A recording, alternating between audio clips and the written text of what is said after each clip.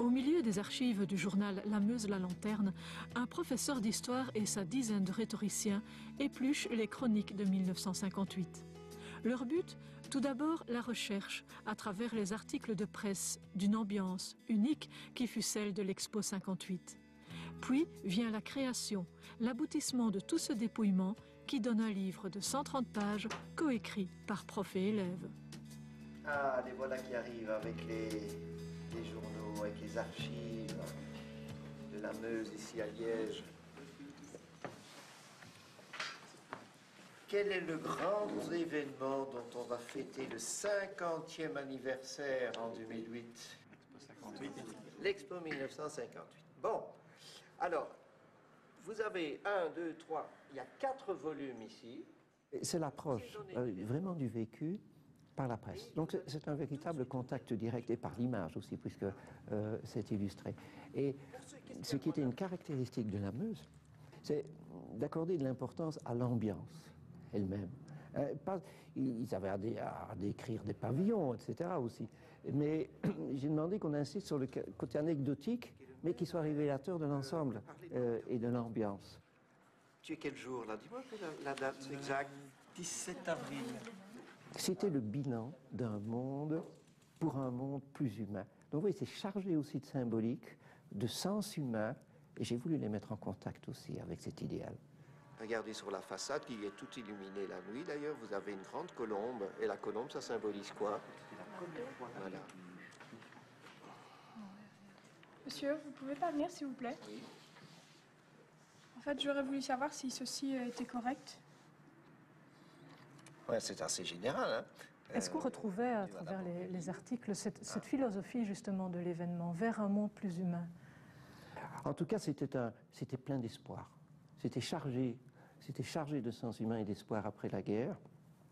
Et je crois que les gens étaient très optimistes quand on voit le succès de cette exposition et dans le monde.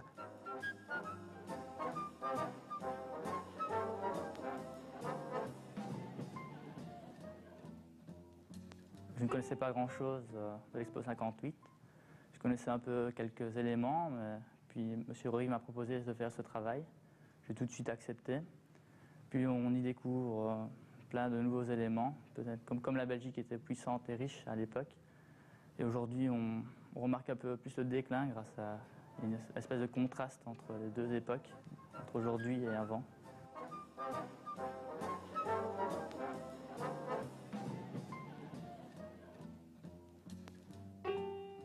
Pour l'Expo 58, j'ai retenu beaucoup de choses comme le nombre de personnalités importantes qui étaient présentes, l'engouement donc, qu'il y avait autour de l'événement. Il y a eu la visite de la reine Elisabeth, c'est peut-être le côté découverte aussi, découvrir un peu la culture des autres pays.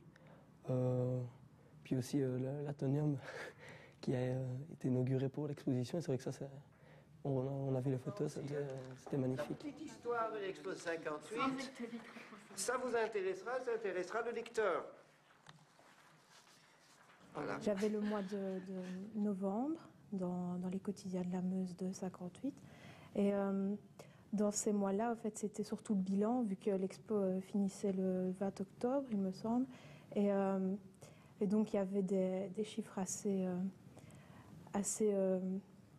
phénoménaux, comme par exemple, on comparait avec l'expo de 35.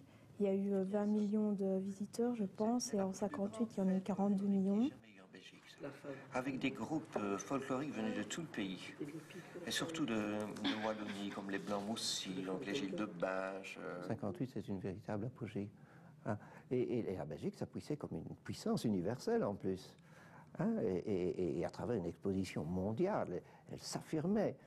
Et aujourd'hui, les expositions universelles, c'est plus tout à fait à la mode, et on n'imagine même pas que la Belgique puisse refaire ça. Je crois que c'est un événement unique qui restera un moment clé de l'histoire de la Belgique.